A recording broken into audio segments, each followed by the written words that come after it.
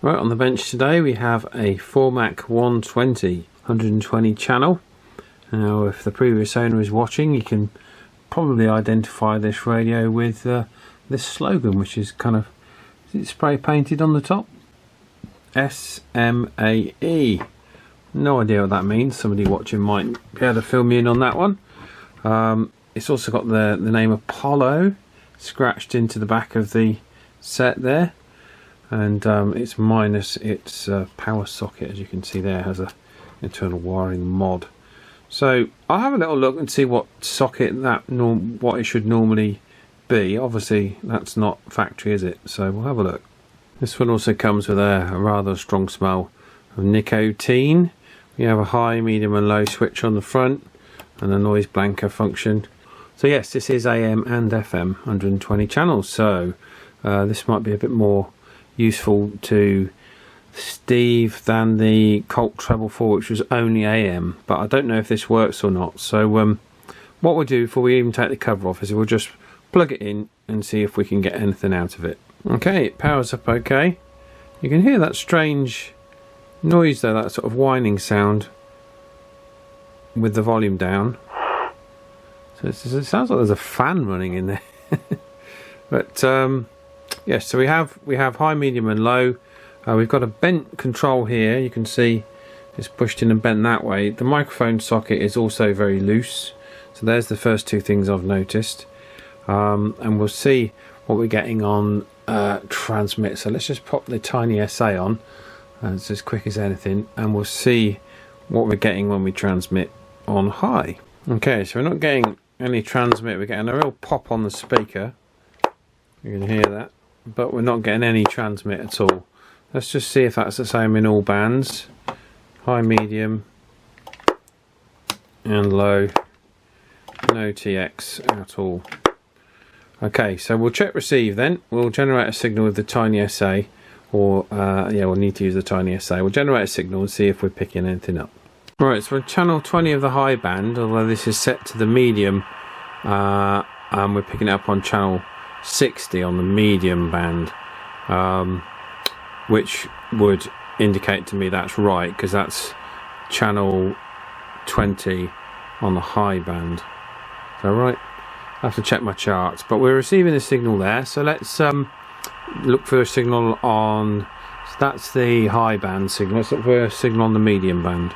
Right, I've got the blurb down on the set, and according to this, low, mid and high is actually mid, high and super high on the official Del Boy radio chart there.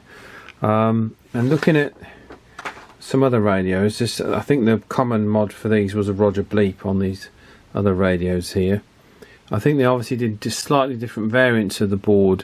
These may look like aftermarket add-ons, but these aren't. These are actually PTZ. These are boards that are identifiable on the various wiring diagrams, so they may look like aftermarket editions, even that one down there, but that isn't. This is all fairly standard. The only thing that isn't definitely standard, which I'm almost certain of, is the wiring that's on the back of it here.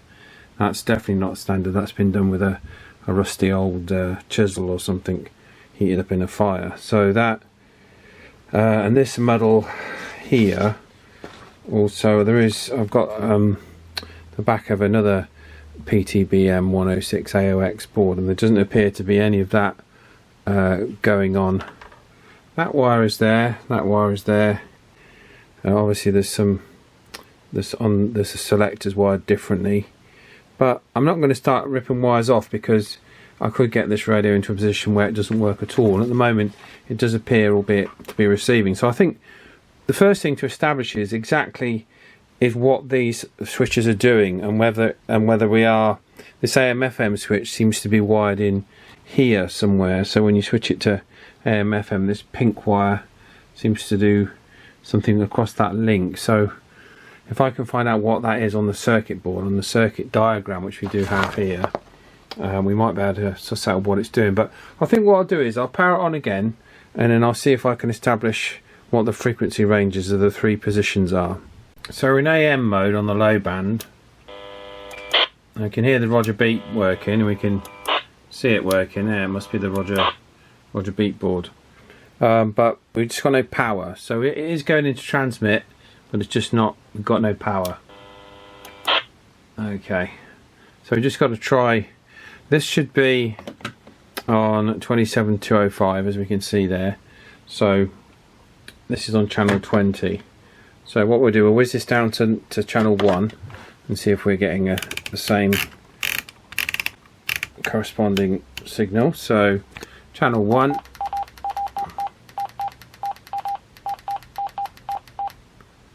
Okay.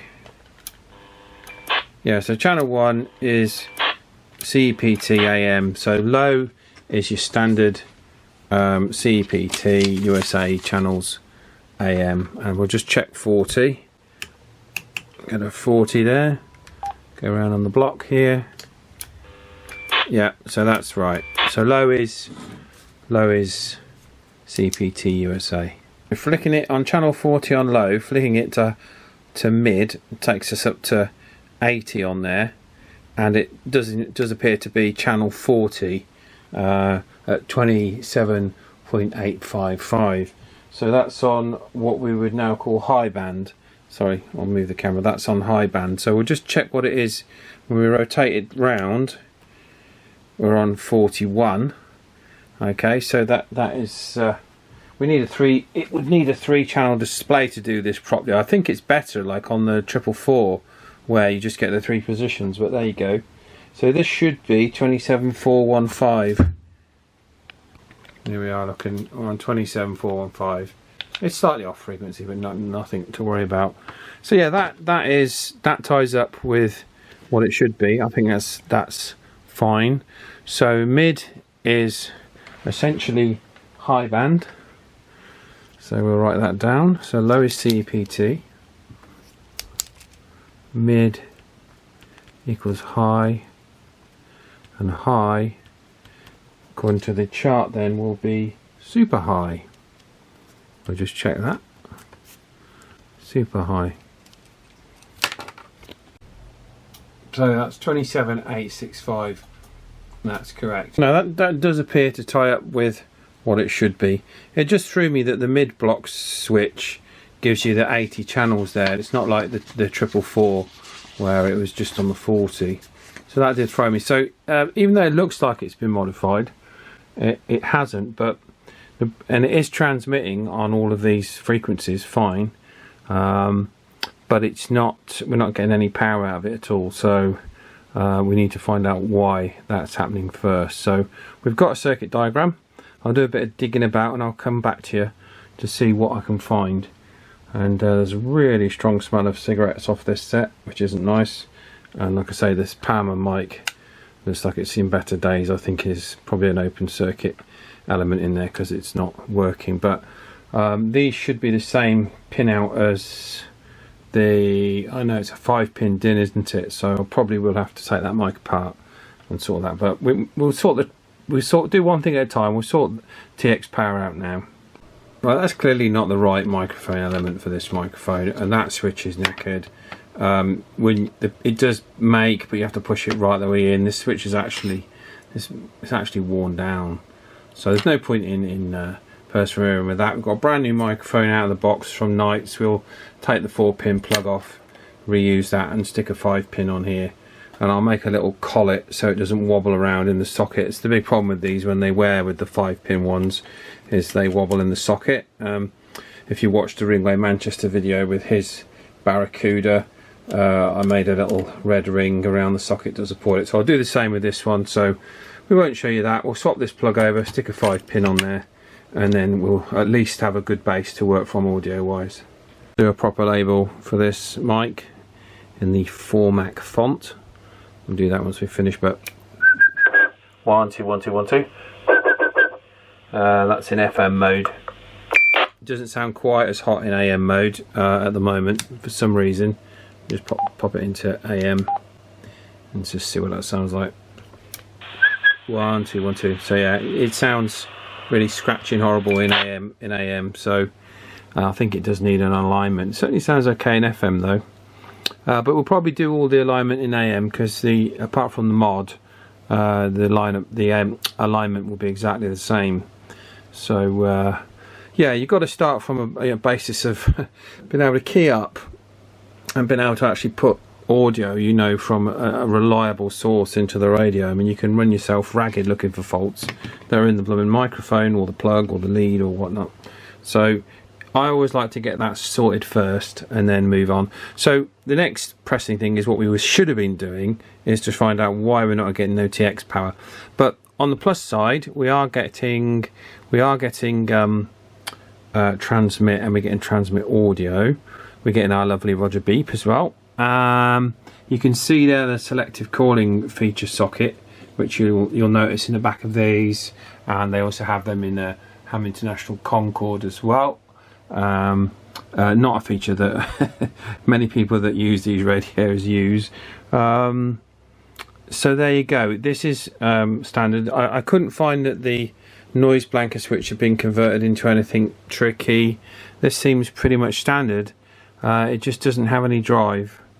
So that is where we're going to go next. That's where we shall look. Right, I've identified the main RF power transistor from the underside. Sometimes I desolder these and test them with the tester, but I thought I would use my homemade RF probe in this instance to see if we're getting anything off of the base, see if we're getting drive into it, and if we're getting anything out on the collector. So we'll have a little look.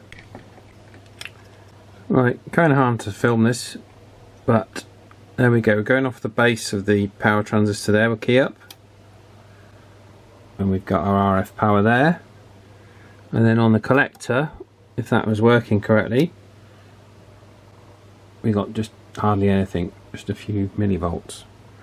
So that is our problem. We absolutely have no gain on that transistor, and so I suspect that transistor is poorly and needs to come out.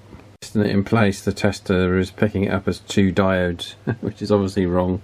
So yeah, that'll have to pop out. What we're going to do in its place, I don't know. Let's have a quick look at the schematic. It's probably been changed many times looking at this set. It should be a 2SC1307 or a 2SC1969. I may have one, I may not. Yeah, and there you go, it's showing as a diode. So I don't think it'd even make a very good diode, would it really? Okay, so let's have a rummage around. I do have some ones. They've got to, the leg length has got to match. We can't extend the legs, unfortunately. So I do have some eBay specials, but I don't want to put that in a radio like this. It needs to be a solid, proper transistor. Bearing in mind we've just had to put a new microphone on this for Steve and a new plug. But hopefully it'll just be a case of a tune-up for the rest of it. So let's see. Right, we have a possible replacement, the 2SC2166. We do have the exact one, but the legs are too short on that one.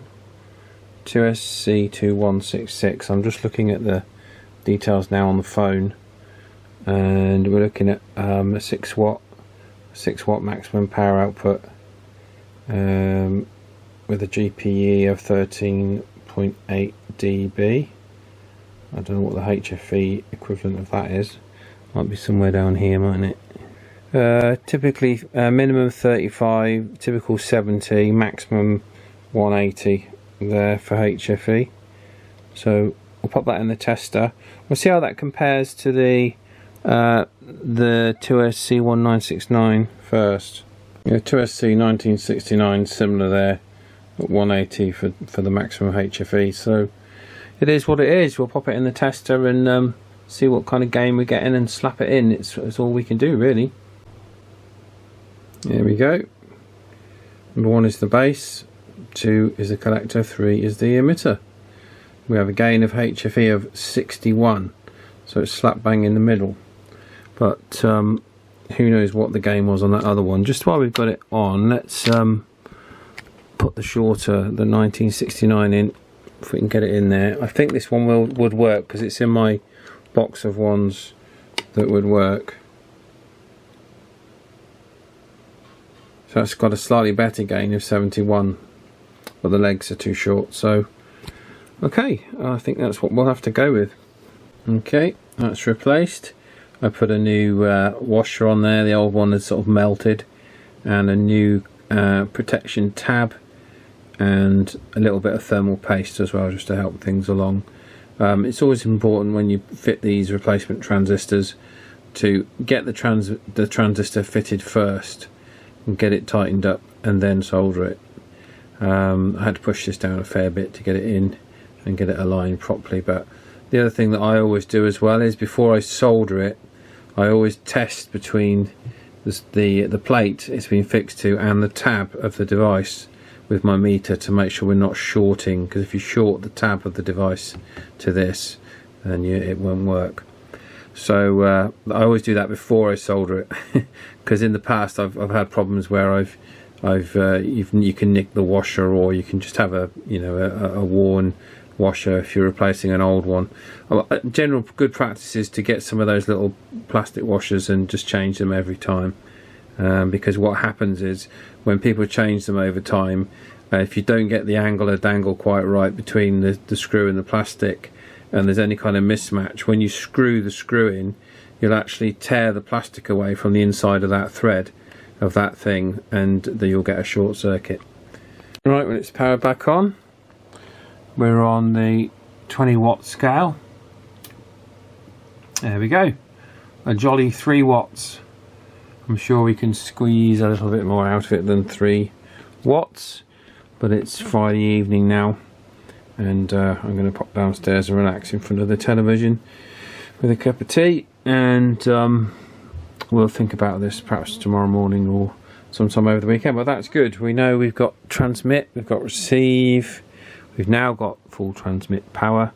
I will look into the socket. The socket on the back here should be, according to the pictures that I've looked at, exactly the same as the one that's on the back of the Rotel radios. I'll pop a picture of that on the screen right now to save me rummaging. Well, I think I did print off. I thought I did print off a rear photograph of it, but never mind.